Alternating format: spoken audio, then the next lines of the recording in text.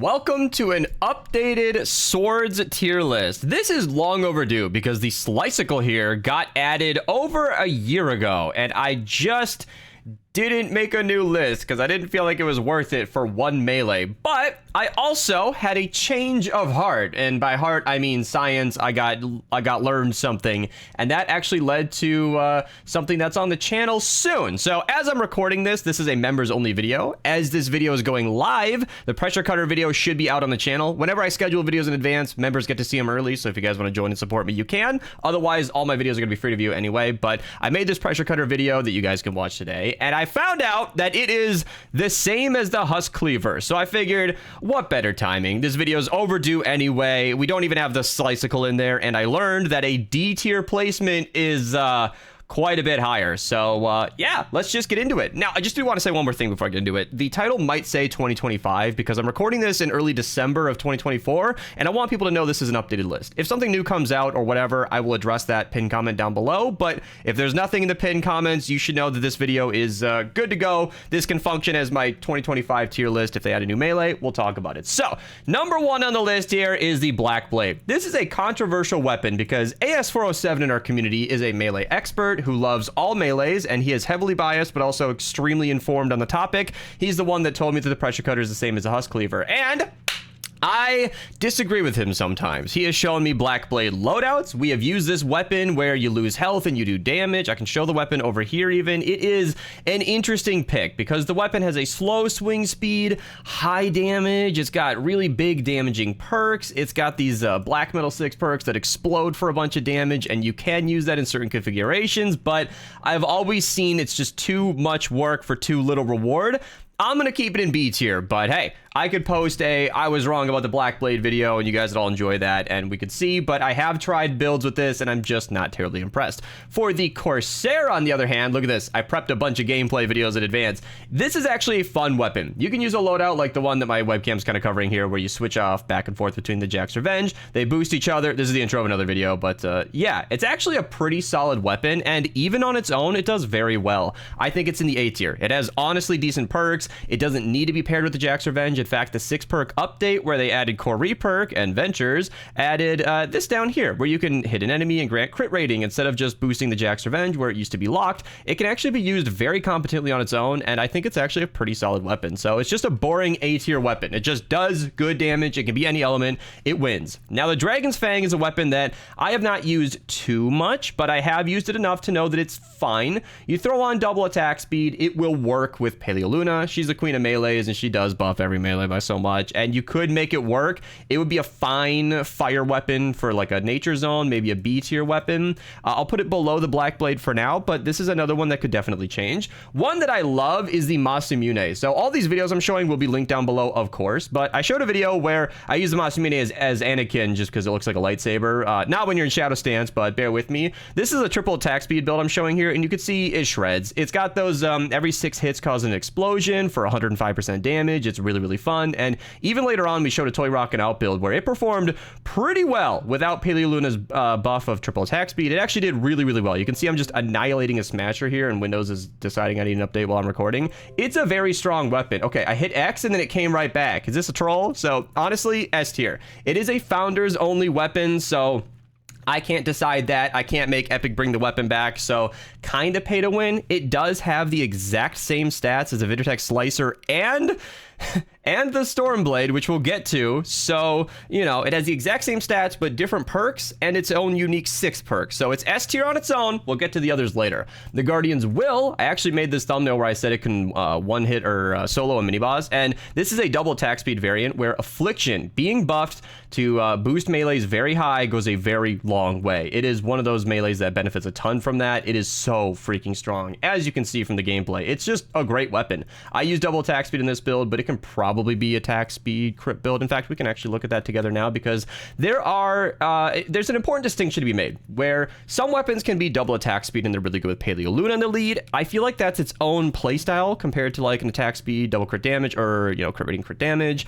That's a build that's more focused towards Toy Rockin' Out, and you can see I've got a double attack speed here and an attack speed crit damage here. That's better with Toy Rockin' Out and Whiteout Fiona in support. So in one instance, you're just farming Paleoluna for lots of damage with the double or triple hyper attack speed. And then in the other instance, you're actually using Toy Rockin' Out because the weapon is so good that it just does great. And this is another weapon that can be any element. So I'll just put it above the Masamune because being any element means you can just scale it to whatever zone you need. That is any element, right? Let me just find out live on camera here because some weapons are like weirdly stuck to water, like the Spectral Blade. But yeah, Guardian's Will, very strong weapon. So the Husk Cleaver and the Pressure Cutter. This is an unreleased video as of recording. Of course, you guys can see it live on the channel as of seeing this tier list. But yeah, this weapon performed really well. I used it with Deadly Blade Crash in the lead and Assassin Sarah, and it shredded. It was very, very strong. You can see Toy Rockin' Out kicking in here. I cherry-picked these moments for you guys. Just shredding Mist Monsters like it was nothing. And I promise when you watch this video, you'll see Smashers were going down just as well. I was tempted to put this in an A tier build because it's really hard to judge a weapon. You know, how much of that was just Toy Rockin' Out being awesome and how much of that was the weapon being fantastic. And I don't want to just put all these in S tier because I feel like that would be a little lame, but damn, it did really, really well. And I feel like if the Guardian's Will can go up there for the same reasons, then yeah. So there is a very key distinction to make. There are two differences. So the Pressure Cutter has slightly more battery usage. In fact, I could show it all here. It has slightly more batteries to be crafted. This is the intro of my video. Let me get through that. Oh man, I missed it. So it has slightly more batteries to be crafted, and it has slightly more impact. So that's kind of it. It's a little less sunbeam, a little more batteries, but the durability is fine. It'll probably last a long time, and the Pressure Cutter has more impact. So based solely as a weapon, the Pressure Cutter is just better because it has more impact. If you wanted to be more cost effective for some reason, you could use the Husk Cleaver. Even though the hydraulic set is not technically base game, both of these weapons are available in regular missions often, so I can't really judge them based on availability.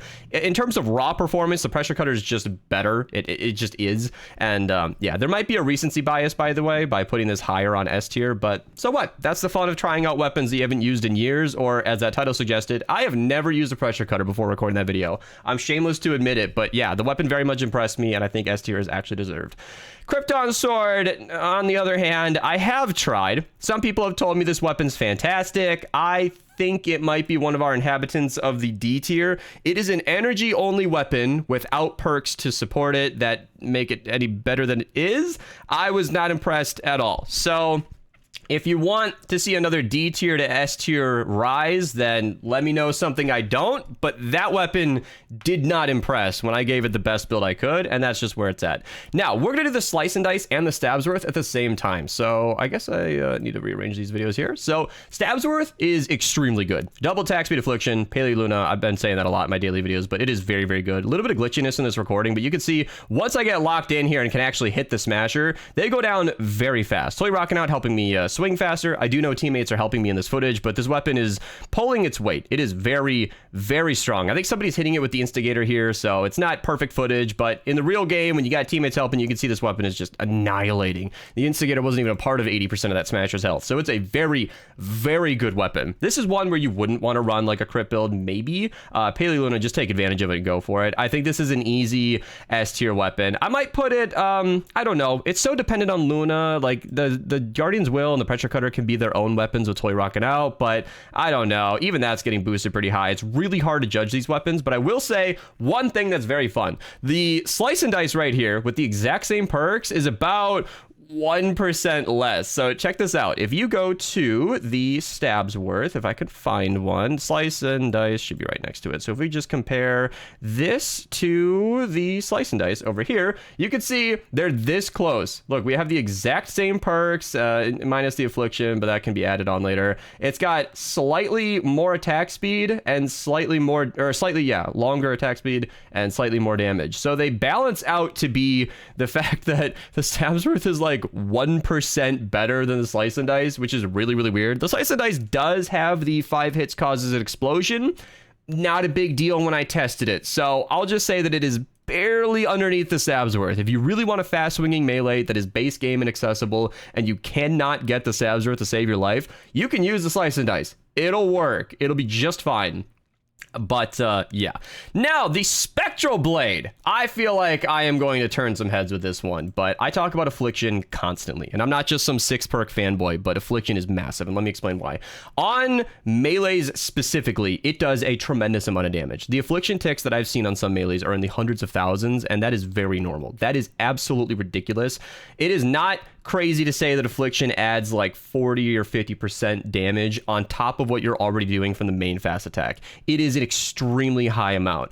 And the Spectral Blade is a very, very well-perked weapon with great perks, or I'm sorry, great stats on its own. It is an extremely good weapon. I've placed it S tier before, but I really have used it recently, and I'm not feeling it. I even supercharged one. I tried this with great loadouts. I did a double crit damage, crit rating, attack speed, totally rocking out, triple crit damage, triple attack speed with Paleo Luna, and I don't know, man. I don't know. The Affliction melees are just insane. And the Spectral Blade can only be energy, physical, or water. So in a fire zone, it does great damage. I have calculated it actually outdamages the Ravager, specifically in a fire zone. But the Ravager is kind of insane with that heavy attack. You need to ignore the ranged swing. That can one-shot smashers. Ben's Warcry from the stream. It is a very, very strong weapon with that 6 perk. So I'm going to do it. I'm going to put the Spectral Blade in A tier. I have used this recently. This is not me trying to be a spectacle over the camera. I really don't think it quite compares to the other melees anymore. And even the Masamune might be in this because it doesn't have that Affliction. So maybe I rated that just a little too high. I might put that just one step below to adjust my list as we go. I really think that's deserving of a very high A tier, maybe low S tier depending on who you ask, but yeah, it just didn't hold up. Now, the Ravager is kind of in a tier of its own. It doesn't have Affliction, but it has that range 6 perk that is absolutely insane. I had my pick of videos to show for this. One that I am not showing for reference footage is the video where this was one-shotting smashers. It can do that, by the way. Literally, if you charge up a swing, and I don't even know if you need Totally Rockin' Out active, you can lunge with the heavy attack up close, where it kind of triggers twice in a weird glitchy way. You can actually one-shot a 250 smasher, and I have a video on that. But this is just a triple crit damage video where I'm just kind of screwing around. Not the best footage, struggling against the mini boss here. I don't know why I didn't run wafers in this. That's really a bad idea on my end. To run triple crit damage and no wafers is just dumb, but it's an insanely strong weapon. The Ravager is in a tier of its own. AS407, I mentioned, has lobbied for its own tier above S. I won't take it that far. I don't know about that, but it is extremely strong. Highest S tier, well deserved. Now moving down the list to the Stormblade. So this is where a funny dichotomy is going to happen. The Stormblade is a very fun S tier weapon. This is all opinions. I do not know where it ranks because this is an Affliction weapon, but the crit hits cause an explosion is what really carries it. And the Vindertech Slicer is not going to be quite as high. In fact, I don't even know what the Vindertech Slicer has going on. I have not used it in a long time because, as I remember, it had the exact same stats, but worse 6 perks. Oh man, does this even have Affliction? It does. So in my opinion, this could be a weapon that could surprise me. I have not reviewed this since the Affliction update. I just recall that there was a time where Affliction was really, really bad, and the crit hits cause an explosion just carried. I mean, just check this out. So this is my favorite loadout, getting twice as strong, because AS told me that Paleo Luna pairs really well with this weapon in an unexpected way, and this thing shreds. You can see from the footage, it is nuts. This thing is a monster. It is extremely, extremely good. So Affliction does really great damage over time. The Stormblade makes the time a lot shorter. Enemies just kind of die. It's extremely strong. If I could find a smasher in here, you'll know what I'm talking about, but that is definitely in the video, and they die very quickly. So it's extremely hard to compare this to other weapons. And while you can use Affliction on the Stormblade, I mean, look at this. You don't want to. It's so freaking good. The smasher just goes down so easily. What's happening here is Paleo Luna is applying her damage on top of the explosion. So whenever you crit and cause an explosion, not only are you doing a bunch of damage to that enemy and everything around it, but Paleo Luna is going on top of that. So bit of a messy game here, but it was wild. This is one of the clips I use whenever I showcase this weapon in other videos, because you can see everything is just dying so freaking quick. So you can see what I'm talking about when I say that this is comfortably an S tier weapon, comfortably. How high it goes, I don't know. I have enough fun with it that I'll just put it above the other weapons, because it could be anywhere up here and all of those would be strong arguments. But yeah, the Slicer is honestly a mixed bag. It's probably an A tier. If the Stormblade can do that much with the exact same stats and the Masamune can be A tier, the Slicer's got to be up here somewhere. But as I recall, it just doesn't have the quite the same perk options. Like the Masamune could be triple crit damage or triple attack speed, and this cannot. This weapon can be double crit damage at best with no attack speed perk. So the best you can do is like attack speed damage, maybe a crit damage, and damage to afflicted. That's tricky. I mean, it just doesn't have the options, and then it's locked to energy anyway. The Stormblade is also locked to energy, but it makes up for it with that explosion. So I'll put it in A tier skeptically, but this weapon might be deserving of another review. That's a weapon that I could take a closer look at. Now, the Killjoy is a weapon I have not used in a long time because, frankly, it's pretty simple. Killjoy is just great perks, normal melee, but it has the 44% extra damage to targets. And you can see I'm getting overwhelmed here, but look, the heavy attack is spin to win, and it does a great amount of damage. So it's great.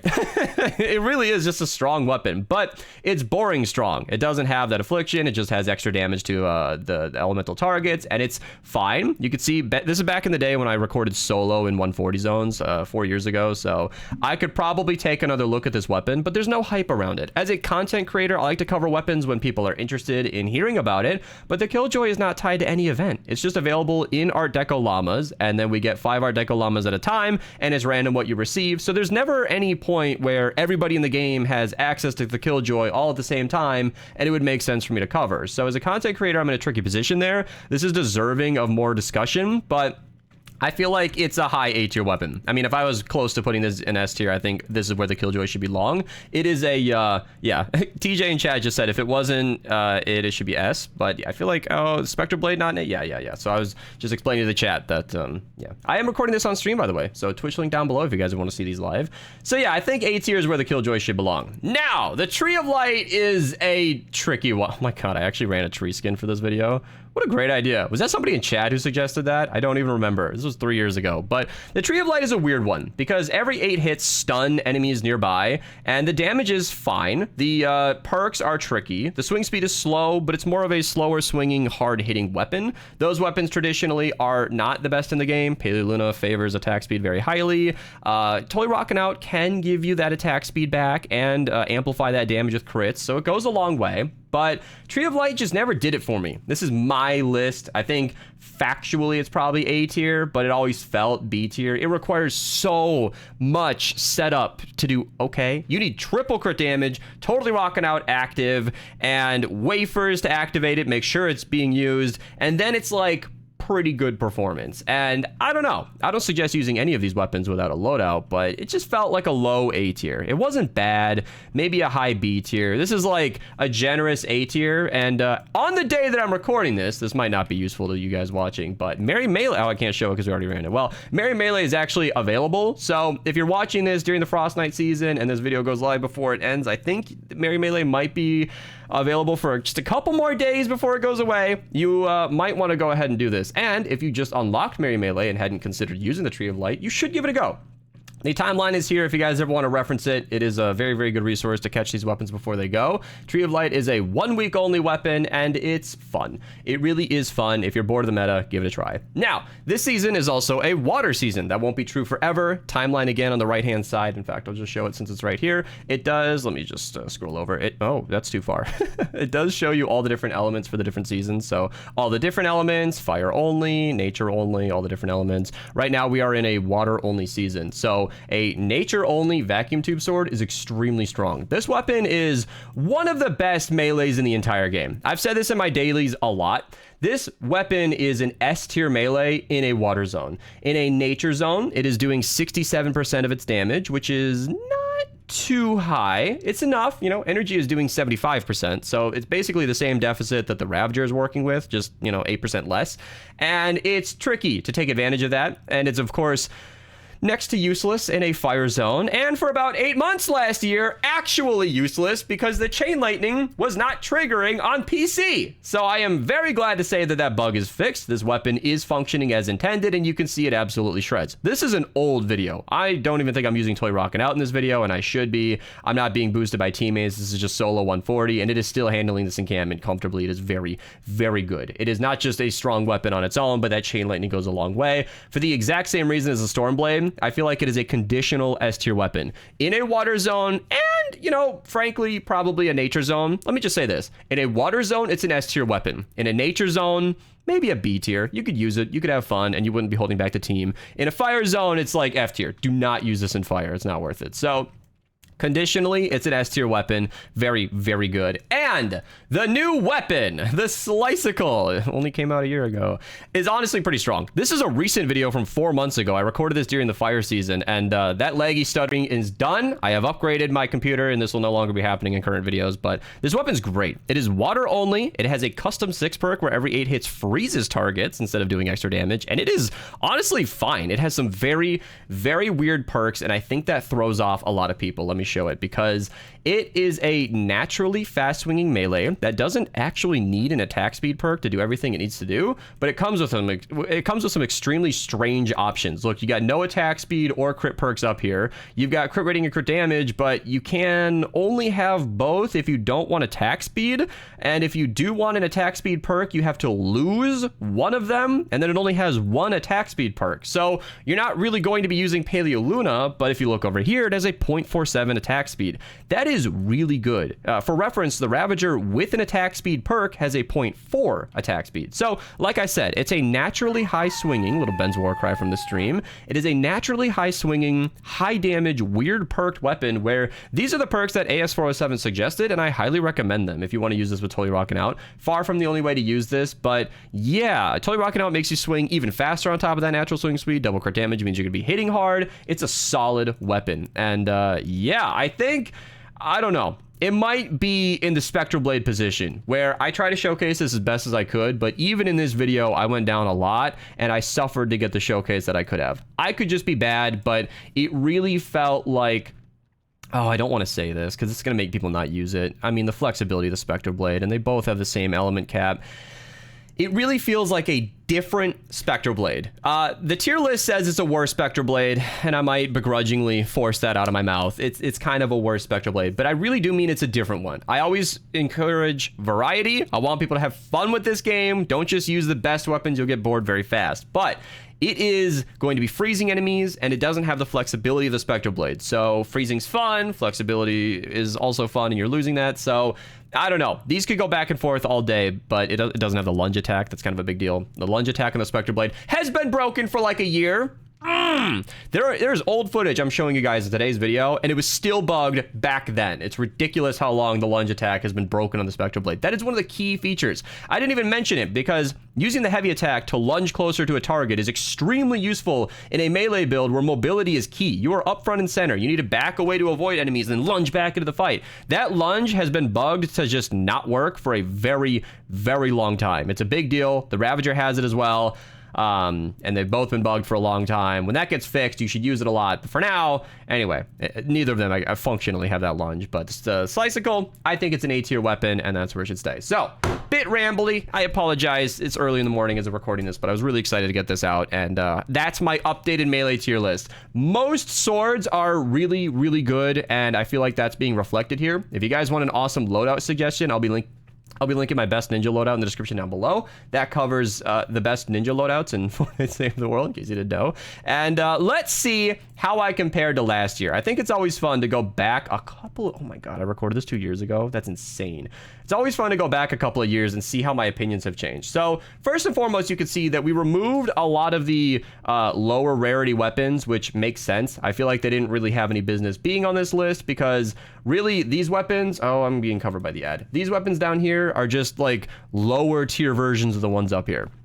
You can see that I have found out since recording, I did not know that I didn't know this, the Stabs Worth a Third and the Slice and Dice are functionally the same weapon, so I've corrected that mistake.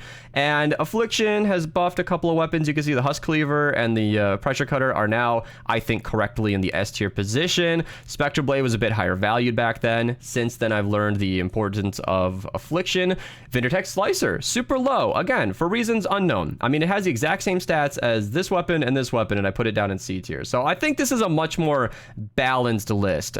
B tier for the Dragon's Fang, and Black Blade has come up from the bottom of D tier. I have seen it with a bit more respect. Still not as high as AS407 would want it, but I think that's an appropriate place. So yeah, I think it's fun recording updated tier lists because as a content creator, I feel like I'm just dumping out lazy content, but it really is nice to take a second look, revise my own list from 2 years ago, and see how much I've grown as a player, and it's cool to see the change. So all right, long video's over. Subscribe if you're new. Like the video. If you guys want to see scheduled videos early, you can become a channel member. Link to the description down below or the join button on the channel. You can do whatever you want. And that's it. All my videos will be free to view eventually, so don't worry about that. And that's it. I'm out of here. Goodbye.